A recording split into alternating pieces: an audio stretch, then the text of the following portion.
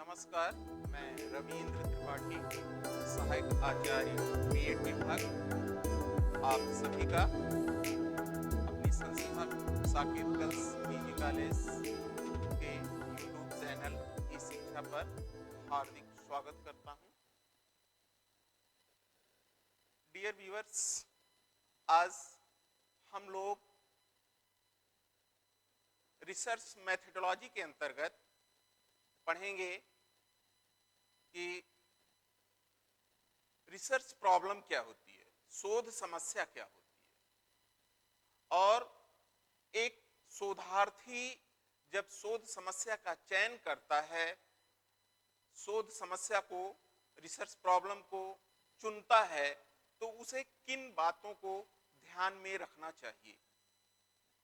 तो अब देर ना करते हुए हम अपने टॉपिक की तरफ बढ़ें। और हाँ, आपसे निवेदन है कि प्लीज आप हमारे इस चैनल को सब्सक्राइब करके अपना प्यार अवश्य दीजिएगा, जिससे कि हम लोग पूरे उत्साह से आगे भी आपके लिए अच्छे अच्छे वीडियोस बनाते रहें।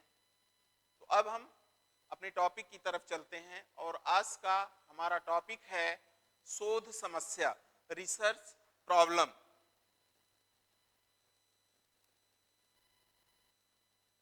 शोध समस्या क्या है, ये जानना एक शोधार्थी के लिए या शोधगत कार्यों में रुचि रखने वाले व्यक्ति के लिए बहुत जरूरी है। अगर वह शोध समस्या से भली भांति परिचित नहीं है, शोध समस्याओं के सैद्धांतिक पक्षों की उसे जानकारी नहीं है, तो निश्चित मान करके चलिए कि उसे अपने शोध कार्य को आगे बढ़ाने में समस्या होगी, क्योंकि ये बहुत ही प्राथमिक चरण होता है किसी भी शोध कार्य के लिए, शोध समस्या का चयन करना। लेकिन प्राथमिक चरण होने के साथ साथ यह पूरे रिसर्च वर्क का सबसे महत्वपूर्ण पक्ष होता है, क्योंकि अगर हमने शोध समस्या के सिलेक्शन में, शोध समस्या के चयन में दूरदर्शिता नहीं बरती, बुद्धिमत्ता का परिचय नहीं दिया, व्यवहारिक पहलुओं की उपेक्षा की, तो निश्चित मान करके चलिए कि आगे शोध कार्य को संपादित करने में दिक्कतें आएंगी, समस्याएं आएंगी। तो शोध समस्या क्या है? तो सबसे पहला प्रश्न इसकी मीनिंग को लेकर के आता है कि शोध समस्या किसे कहते हैं। शोध समस्या को समझने के लिए शोध को आप समझिए कि शोध क्या है, रिसर्च क्या है, अनुसंधान क्या है। वास्तव में जब हम लोग किसी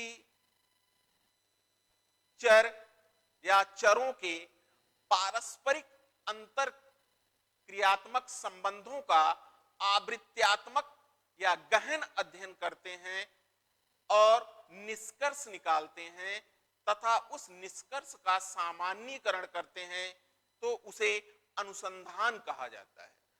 अनुसंधान शब्द दो शब्दों का युग्मन है, री और सर्च। री का अर्थ उसकी फ्रीक्वेंसी, आवृत्ति से है, और सर्च का मतलब खोजने से है, अर्थात अनुसंधान का सीधा संबंध आवृत्त्यात्मक खोज से है, जिसके माध्यम से हम कुछ नए तथ्यों का उद्घाटन करते हैं, तो दूसरी तरफ कुछ पुराने तथ्यों का सत्यापन भी किया जाता है। ये तो बात हो गई अनुसंधान या शोध क्या है।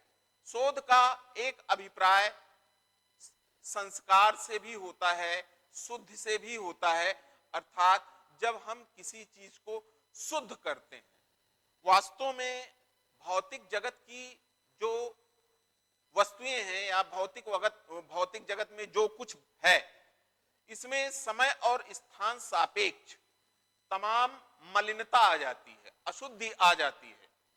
शोध का यहां मुख्य कार्य यही होता है कि उस मलिनता या समय स्थान सापेक्ष जो त्रुटियां उसमें आ गई हैं उनको दूर करके उसे एक नया कलेवर देना, एक नया आयाम देना, जिससे कि वह समकालीन उपयोगिता को धारण कर सके, समसामयिक उपयोगिता में वृद्धि हो जाए। तो इन सब बिंदुओं को ध्यान में रख करके ही हमें शोध समस्या के बारे में समझना है। तो शोध को समझने के बाद अब बात आती है कि समस्या क्या है। अगर आप ध्यान से देखें तो हमारी इच्छाएं अनंत हैं, लेकिन इन अनंत इच्छाओं में कुछ ऐसे पार्ट होते हैं, कुछ ऐसे भाग या अनुभाग होते हैं जिनका पूरा किया जाना संभव है। जिन इच्छाओं का पूरा किया जाना संभव है, वास्तव में वही इच्छाएं आवश्यकताओं का रूप ले लेती हैं। और जिन आवश्यकताओं को हम अपने संसाधनों के माध्यम से पूरा कर लेते हैं, तब तक कोई भी समस्या जन्म नहीं लेती। अर्थात जितनी हमारी आवश्यकता है, अगर वो आवश्यकता उपलब्ध संसाधनों से पूरी हो जाती है तो किसी भी समस्या का कोई भी प्रादुर्भाव नहीं होता, किसी भी समस्या का जन्म नहीं होता, अर्थात हमें समस्या की अनुभूति नहीं होती। समस्या की अनुभूति उस समय होती है जब उपलब्ध संसाधन हमारी आवश्यकता को पूरा करने के लिए न्यून पड़ने लगते हैं, कम पड़ने लगते हैं, तब हम समस्या का बोध करते हैं। अगर इसे एक फार्मूले के रूप में, एक सूत्र के रूप में समझा जाए तो समस्या बराबर होता है आवश्यकता ऋण उपलब्ध संसाधन। अर्थात जो हमारी आवश्यकता है उसमें से उपलब्ध संसाधन को आप माइनस कर दीजिए, जो कुछ शेष बचेगा वो समस्या के रूप में होगा। तो शोध समस्या भी, ये तो एक समस्या की सामान्य परिभाषा हुई। शोध समस्या से मतलब एक ऐसे कथन से होता है जिसका हमें संभावित समाधान ढूंढना होता है। अर्थात शोध समस्या एक प्रश्नवाचक कथन होती है जिसका आगे चल करके हम एक संभावित समाधान अर्थात परिकल्पनात्मक समाधान ढूंढने का प्रयास प्रारंभ करते हैं। शोध समस्या को समझने के लिए कुछ एक विद्वानों की परिभाषाएं अगर पढ़ ली जाएं तो शोध समस्या क्या होती है ये जानना और समझना सरल हो जाएगा। तो पहली परिभाषा इस संदर्भ में टाउनसेंड की है, बहुत महत्वपूर्ण कोटेशन है टाउनसेंड महोदय का, और जहां जहां रिसर्च मेथोडोलॉजी से प्रश्न उठते हैं वहां इसे कोटेशन के रूप में या बहुविकल्पीय प्रश्न के रूप में रख करके क्वेश्चन किया जाता है। तो टाउनसेंड ने परिभाषा दी है कि समस्या समाधान हेतु एक प्रस्तावित प्रश्न है।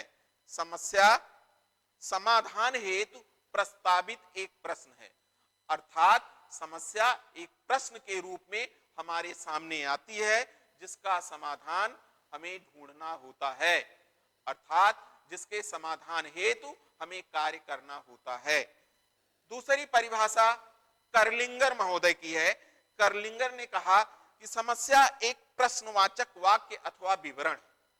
समस्या एक प्रश्नवाचक वाक्य अथवा विवरण है जिसमें दो चल राशियों के मध्य संबंध ज्ञात किया जाता है। परिभाषा दोबारा से सुन लीजिए। समस्या एक प्रश्नवाचक वाक्य अथवा विवरण है जिसमें दो चल राशियों के मध्य संबंध ज्ञात किया जाता है। कहने का मतलब यह है कि किसी भी समस्या में कुछ वेरिएबल्स निहित होते हैं, कुछ चर निहित होते हैं। अब चर क्या है? चर को समझने के लिए चरैवेत समझना चाहिए, अर्थात चर सदैव परिवर्तनशील होते हैं। चरों का स्वरूप स्थायी नहीं होता, क्योंकि स्थायी के लिए तो हम अचर शब्द यूज करते हैं। चर शब्द यूज हो रहा है कहने का मतलब उसके स्वरूप में स्थान, समय सापेक्ष या आदि कारकों के प्रभाव से उसमें परिवर्तन संभव है। अब अलग अलग विषयों में अलग अलग समस्याएं होती हैं और उन अलग अलग समस्याओं में अलग अलग चर होते हैं। जैसे अगर मान लीजिए ये कहा जाए कि विद्यार्थियों में पाई जाने वाली रुचि और अभिक्षमता सीखने की प्रक्रिया को प्रभावित करती है, अर्थात अगर छात्र में रुचि और अभिक्षमता है तो जो लर्निंग होगी वो ज्यादा इफेक्टिव होगी, ज्यादा प्रभावशाली होगी। अगर इसमें ध्यान से देखें तो इसमें 3 चर निहित हैं। पहला रुचि, दूसरी अभिक्षमता और तीसरा चर है लर्निंग। अब इन तीनों चरों के पारस्परिक इंटरेक्शन, जो अंतःक्रिया का क्या प्रभाव होगा, इसे ज्ञात किया जाता है और यही कहलाती है शोध समस्या। शोध समस्या या शोध समस्या के उद्भव के लिए कुछ फैक्ट्स हैं, कुछ कारक हैं, कुछ फैक्टर हैं, कुछ तत्व हैं, एलिमेंट्स हैं जिनका होना बहुत ही अनिवार्य है। और एक प्रसिद्ध शोध शास्त्री हैं एकोफ महोदय ने ऐसे ही कुछ तत्व, कुछ फैक्ट, कुछ तथ्य गिनाए हैं जो किसी भी शोध समस्या के लिए अनिवार्य होते हैं। अगर वो तत्व मौजूद नहीं है तो वह समस्या शायद शोध समस्या ना कहलाए। शोध समस्या कहलाने के लिए इन तत्वों का होना अनिवार्य है। इसमें पहला तत्व है उपभोक्ता तथा सहभागी, अर्थात जो रिसर्चर है। भाई रिसर्च में उपभोक्ता कौन है? रिसर्च या अनुसंधान कार्य में जो उपभोक्ता है वो रिसर्चर ही है, अनुसंधान करता ही है। अर्थात जो लोग अनुसंधान कार्य में सहभागी बन रहे हैं, जिनके द्वारा, जिनकी सहभागिता से अनुसंधान कार्य संपादित किया जाना है। ठीक। दूसरा तत्व है, कहने का मतलब यह है कि ये पहला तत्व इस बात को दर्शाता है कि बिना शोधार्थी के और शोध कार्य में सहभागी लोगों के शोध कार्य संभव नहीं है। इसलिए जो समस्या शोधार्थी और शोध कार्य में सहभागी लोगों से संबंधित होगी वही शोध समस्या कहलाएगी। दूसरा है आवश्यकता तथा उद्देश्य। किसी भी समस्या का जन्म बिना उद्देश्य या आवश्यकता के नहीं हो सकता। अर्थात हर एक शोध समस्या के लिए यह अनिवार्य तत्व है कि कुछ ना कुछ शोधार्थी का उद्देश्य हो, कुछ ना कुछ उसकी आवश्यकता हो और उसकी आवश्यकता तथा उद्देश्य को पूरा होने में अड़चन आए। ऐसा ना हो कि वो पूरा का पूरा उद्देश्य जो है बहुत सामान्य तरीके से पूरा हो जा रहा है। अगर उसका उद्देश्य या आवश्यकता पूरी हो जा रही है तो समस्या का अनुभव ही नहीं करेगा। फिर जो तीसरा महत्वपूर्ण तत्व है शोध समस्या कहलाने के लिए वह है उद्देश्य प्राप्ति के साधन या अन्य साधन, कि उद्देश्य प्राप्ति के क्या क्या साधन हैं। अगर उद्देश्य प्राप्ति का कोई साधन ही नहीं है, कुछ ऐसा उद्देश्य या कोई ऐसी आवश्यकता है जिसकी पूर्ति का साधन ही उपलब्ध नहीं है, तब भी वह समस्या या शोध समस्या नहीं कहलाएगी। क्योंकि शोध समस्या कहलाने के लिए जरूरी है कि उस समस्या या उस समस्या से संबंधित उद्देश्यों को पूरा करने के साधन अवेलेबल हों, उपलब्ध हों। और इसमें चौथा जो महत्वपूर्ण तत्व है, फैक्ट है, जो शोध समस्या कहलाने के लिए जरूरी है वह है अनुसंधानकर्ता के मन में संदेह। संदेह वास्तव में दर्शन और ज्ञान का जनक माना जाता है। अगर आप लोगों ने दर्शन शास्त्र पढ़ा होगा तो उसमें एक संदेहवाद विचारधारा ही है। संदेह, कौतूहल, जिज्ञासा, ये सब ज्ञान या के जनक माने जाते हैं, दर्शन के जनक माने जाते हैं। तो शोधार्थी में संदेह का होना बहुत जरूरी है। जब तक उसमें संदेह नहीं होगा तब तक वह समस्या की अनुभूति ही नहीं कर पाएगा। लेकिन संदेह होने का मतलब यह नहीं है कि बिल्कुल हर चीज में संदेह करना है। संदेह की भी एक सीमा होती है, और लेकिन संदेह का होना बहुत जरूरी है। अगर शोधार्थी में संदेह या कौतूहल नहीं है तो फिर वह शोध कार्य को सही तरीके से नहीं कर पाएगा, क्योंकि उसे समस्या की अनुभूति ही नहीं होगी। फिर है समस्या से संबंधित वातावरण। किसी भी समस्या से संबंधित दो प्रकार का वातावरण हो सकता है, एक सामान्य वातावरण, एक विशिष्ट वातावरण। तो इस प्रकार शोध समस्या कहलाने के लिए एकॉफ महोदय द्वारा बताए ये जो 4-5 तत्व हैं, इनको जरूर ध्यान में रखिएगा, ये जरूर संज्ञान में होने चाहिए। जब भी शोध समस्या के बारे में विचार किया जाए तो एकॉफ द्वारा प्रतिपादित इन तत्वों को अगर हम ध्यान में रखते हैं तो निश्चित ही शोध समस्या को पहचानने, उसको परिभाषित करने, सीमांकित करने में आसानी होगी, सरलता होगी। तो ये तो बात हो गई कि शोध समस्या है क्या। अब इस प्रकरण का जो हमारा अगला महत्वपूर्ण बिंदु है वह है एक अच्छी शोध समस्या की विशेषताएं। वेरी इंपॉर्टेंट, बहुत ही महत्वपूर्ण है, और इससे अनवरत लघुत्तरीय प्रकार के प्रश्न पूछे जाते रहे हैं। जहां भी शोध संबंधी पाठ्यक्रम का पठन पाठन होता है, नेट वगैरह के एग्जाम में भी अच्छी शोध समस्या की विशेषताओं से प्रश्न पूछे जाते हैं।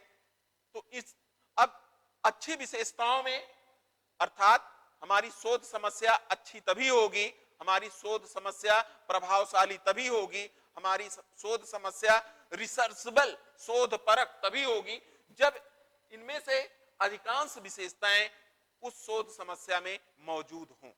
जिसमें पहली विशेषता है शोध समस्या समाधान योग्य होनी चाहिए। अब समाधान और असमाधान को लेकर के शोध समस्या के प्रकार भी आप निश्चित कर सकते हो। एक शोध समस्या ऐसी होती है जिसका स्वरूप समाधान योग्य होता है, अर्थात जिसका समाधान संभव है, और एक ऐसी भी समस्या हो सकती है जिसका समाधान ही ना हो। तो समाधेय समस्या, असमाधेय समस्या, प्रकार भी जाने रखिए। और इसमें अच्छी शोध समस्या वही मानी जाती है जिसका समाधान संभव है, जिसका संभावित समाधान संभव है, अर्थात जिसके समाधान के बारे में हम विचार कर सकते हैं, जिसके समाधान हेतु संसाधन उपलब्ध हैं। ऐसी समस्या मत बना लीजिए जिसका समाधान ही संभव ना हो। भाई कुछ समस्याएं ऐसी होती हैं जिनका समाधान नहीं कर सकते, जैसे भाई ईश्वर का साक्षात दर्शन किया जा सकता है।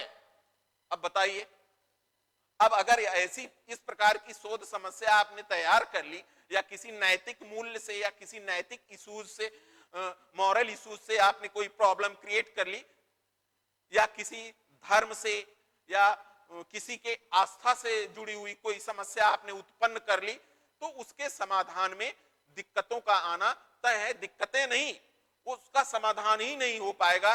समय, धन और ऊर्जा का निरंतर अपव्यय होता रहेगा, लेकिन वह शोध समस्या जो है समाधानित नहीं हो पाएगी, उसका सलूशन नहीं निकल पाएगा। इसलिए एक अच्छी शोध समस्या वही है जो समाधान योग्य है, जिसका समाधान किया जा सकता है, चाहे वो सामान्य शोध समस्या हो या विशिष्ट शोध समस्या हो, लेकिन समाधान योग्य होनी चाहिए। दूसरी विशेषता है शोध समस्या का नैतिक मूल्य या निर्णय से संबंधित नहीं होना चाहिए। नैतिक मूल्य, मॉरल वैल्यूज, ये चूंकि जो नैतिक मूल्य या निर्णय होते हैं ये नितांत वैचारिक होते हैं, और कहीं ना कहीं इसमें आध्यात्मिकता का पुट होता है, धर्म का पुट होता है। ऐसे में ये चीजें व्यक्ति की आस्था से जुड़ जाती हैं, और जब चीजें व्यक्ति की आस्था से जुड़ी हुई होती हैं और उस पर आप कोई प्रश्नवाचक चिन्ह लगाते हैं, तो निश्चित मान करके चलिए स्थितियां बिगड़ेंगी, और जिन पर आप रिसर्च करने जा रहे हैं वो कदापि आपको कोऑपरेट नहीं करेंगे, सहयोग नहीं करेंगे। मान लीजिए आपको उन पर कोई सर्वे करना है और आपने कोई मॉरल इश्यूज उनके सामने क्रिएट कर दिया जो सीधे सीधे उनकी आस्था को चुनौती दे रहे हैं, तो फिर वो आपको सहयोग नहीं देंगे, और हो सकता है आपको बीच से ही अपना रिसर्च वर्क छोड़ना पड़ जाए।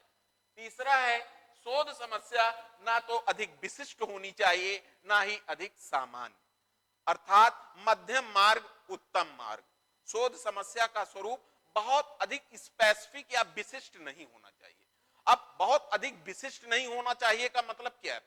देखिए, विशिष्टता सदैव संकुचितता को दर्शाती है। जो जितना विशिष्ट होगा वो उतना ही अधिक संकुचित होगा।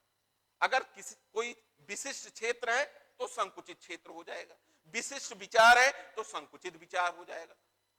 जितना अधिक चीजों को हम स्पेसिफिक बनाते जाते हैं, विशिष्ट बनाते जाते हैं, वो उतना ही अधिक संकुचित होती जाती है। इसलिए अगर अधिक विशिष्ट है समस्या का स्वरूप तो अत्यधिक संकुचित हो जाएगी, जो भी उचित नहीं कहा जा सकता। और सामान्य स्वरूप का मतलब है बहुत ही बृहद, ब्रॉड। तो समस्या ना तो बहुत अधिक बृहद होनी चाहिए ना बहुत अधिक संकुचित होनी चाहिए।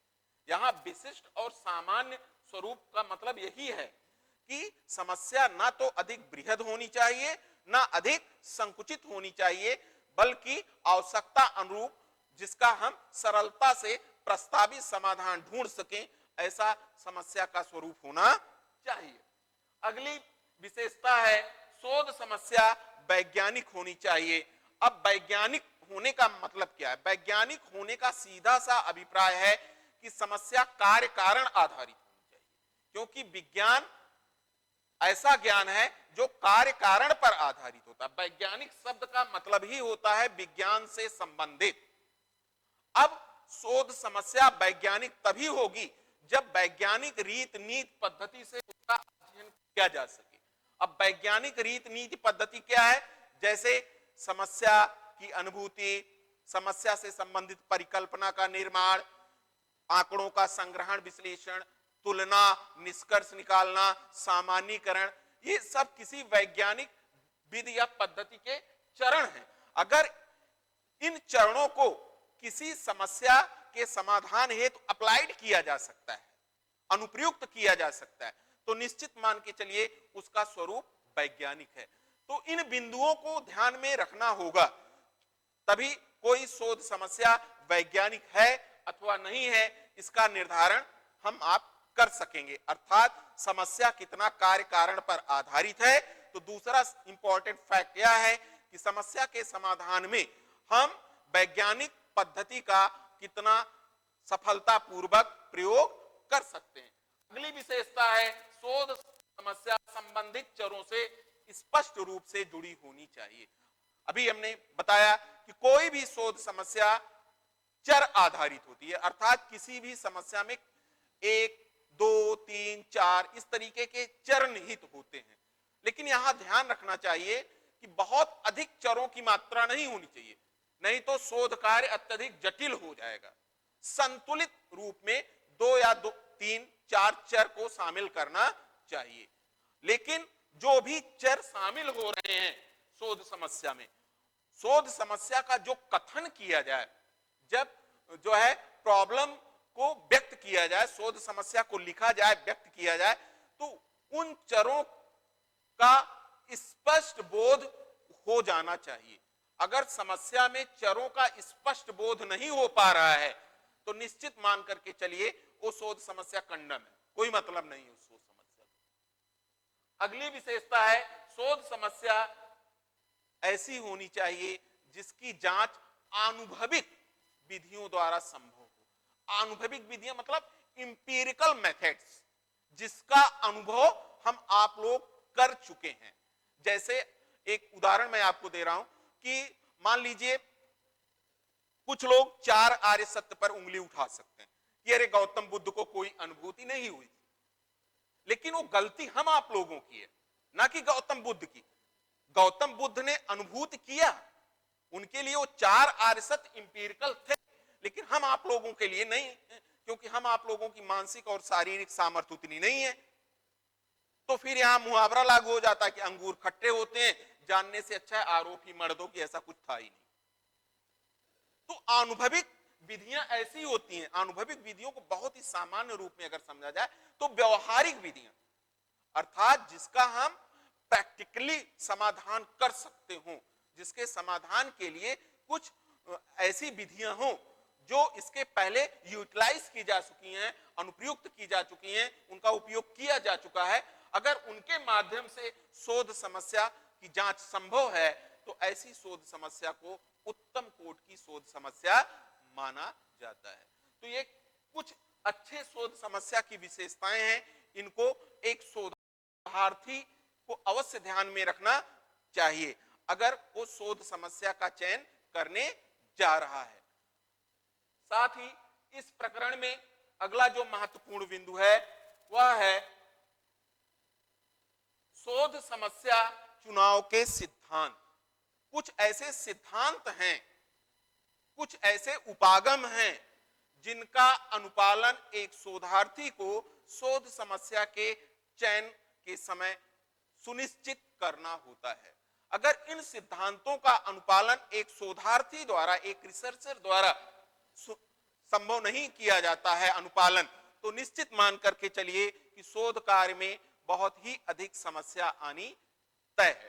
तो इसमें पहला सिद्धांत है अनुसंधानकर्ता की रुचि, अर्थात रिसर्चर को ऐसी ही रिसर्च प्रॉब्लम सेलेक्ट करनी चाहिए जिसमें रुचि हो, उसको ऐसे जिन विषयों में रुचि है उन्हीं विषयों से संबंधित प्रॉब्लम को सिलेक्ट करना चाहिए। मान लीजिए उसको इंग्लिश लिटरेचर में बहुत रुचि है और उस समस्या इतिहास की ले रहा है, तो निश्चित मान करके चलिए उस इतिहास विषय में तो उसकी कोई रुचि नहीं है ना। जब इतिहास विषय में रुचि नहीं है तो फिर वो सही तरीके से ईमानदारी पूर्वक कार्य नहीं करेगा और इधर उधर से नकल वकल करके उतार पुतार करके अपनी थीसिस को सबमिट करेगा। ये पहला सिद्धांत जो है ये बहुत ही महत्वपूर्ण है कि अनुसंधानकर्ता को अनुसंधान समस्या का चयन करते समय अपनी रुचि का विशेष ध्यान रखना चाहिए। समस्या ऐसी ही वो चयनित करे जिसमें उसकी रुचि हो। अरुचि वाला विषय अगर वो सेलेक्ट कर लेता है तो फिर धीरे धीरे वो भूल जाएगा कि वो शोध कार्य भी कर रहा है। ठीक है। दूसरा है अनुसंधानकर्ता की अभियोगिता। अभियोगिता का मतलब होता है विशिष्ट योग्यता। अभी उपसर्ग है जो विशिष्टता को प्रदर्शित करता है, तो अभियोगिता यानी विशिष्ट योग्यता। अनुसंधानकर्ता को जिसमें विशिष्ट योग्यता प्राप्त है उस विशिष्ट योग्यता प्राप्त क्षेत्र से ही वह अगर समस्या का चयन करे तो बहुत ही उत्तम माना जाएगा।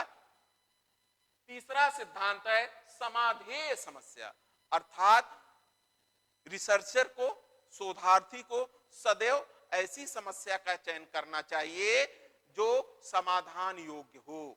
जिन समस्याओं का कोई संभावित समाधान ही उपलब्ध नहीं है, ऐसी समस्या को चयनित करने से या ऐसी समस्या का चयन करने से शोधार्थी को बचना चाहिए। अगला सिद्धांत है समस्या की उपयोगिता। उपयोगिता और गैर उपयोगिता। उपयोगिता वास्तव में मूल्य को दर्शाती है, वैल्यू को दर्शाती है कि कोई चीज हमारे लिए कितना मूल्यवान है। तो शोधार्थी के लिए जो मूल्यवान है, समाज के लिए जो मूल्यवान है, ऐसी ही मूल्यवान समस्याओं का चयन उसके द्वारा किया जाना चाहिए जिसकी कोई उपयोगिता ही नहीं है, न सामाजिक दृष्टि से, न वैयक्तिक दृष्टि से, न राष्ट्रीय दृष्टि से, न अंतरराष्ट्रीय दृष्टि से, न विषय की दृष्टि से, न विषय समूह की दृष्टि से। तो ऐसी समस्याओं को चयन करने से बचना चाहिए। अगला है समय व धन की पर्याप्तता, अर्थात शोध समस्या का जब भी रिसर्चर द्वारा चयन किया जाए, शोधार्थी द्वारा जब भी समस्या चुनी जाए, उस समय उसे अपने समय और धन की यथास्थिति का अभिज्ञान होना चाहिए कि वो कितना समय दे सकता है और उसके पास कितना धन है। अगर वो धन और समय को ध्यान में नहीं रखेगा तो आगे उसे अत्यधिक कठिनाई का सामना करना पड़ेगा। और ये बहुत ही प्रैक्टिकल चीज है। जो लोग शोध कार्य से जुड़े हुए हैं उनको पता है कि अगर धनाभाव हुआ और समय नहीं मिल पा रहा है तो शोध कार्य कंप्लीट होने में नाना प्रकार की दिक्कतें आनी शुरू हो जाती हैं। अगला है निर्देशक का उचित और पर्याप्त निर्देशन प्राप्त है कि नहीं, अर्थात जिस निर्देशक के अधीन या जिस निर्देशक से जुड़ करके हम शोध कार्य कर रहे हैं, क्या वो पर्याप्त समय हमको दे पा रहा है? क्या उस समस्या के बारे में उस निर्देशक की पर्याप्त रुचि है? अगर नहीं है तो फिर वो निर्देशन क्या देगा? तो ये कुछ सिद्धांत हैं शोध समस्या चुनाव के, जिनका एक शोधार्थी द्वारा शोध समस्या के चुनाव के समय अनुपालन सुनिश्चित करना होता है। एक छोटा सा महत्वपूर्ण बिंदु इस प्रकरण में और बच रहा है, उसको भी देख लेते हैं।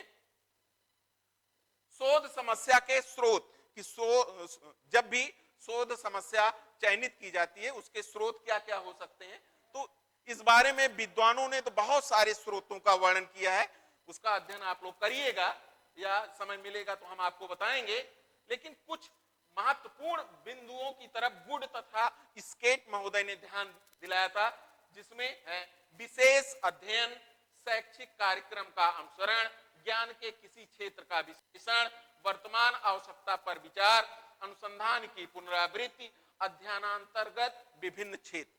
ये कुछ ऐसे स्रोत हैं या स्रोत संबंधी बिंदु हैं जिनका ध्यान अगर एक रिसर्चर रिसर्च प्रॉब्लम सेलेक्ट करने में रख रहा है, इन स्रोतों को ध्यान में रख रहा है, तो निश्चित मान करके चलिए उसे शोध समस्या के चयन में कठिनाई नहीं आएगी। अब यही आज की क्लास समाप्त होती है और अंत में हम आपसे रिक्वेस्ट करना चाहेंगे आप हमारे चैनल को सब्सक्राइब करें और सकारात्मक शब्दों में सुझाव अवश्य प्रेषित करें, जिससे उत्तरोत्तर हम लोग अपने वीडियोज में सुधार करके आपको अत्यधिक लाभान्वित करने का प्रयास करते रहें। धन्यवाद।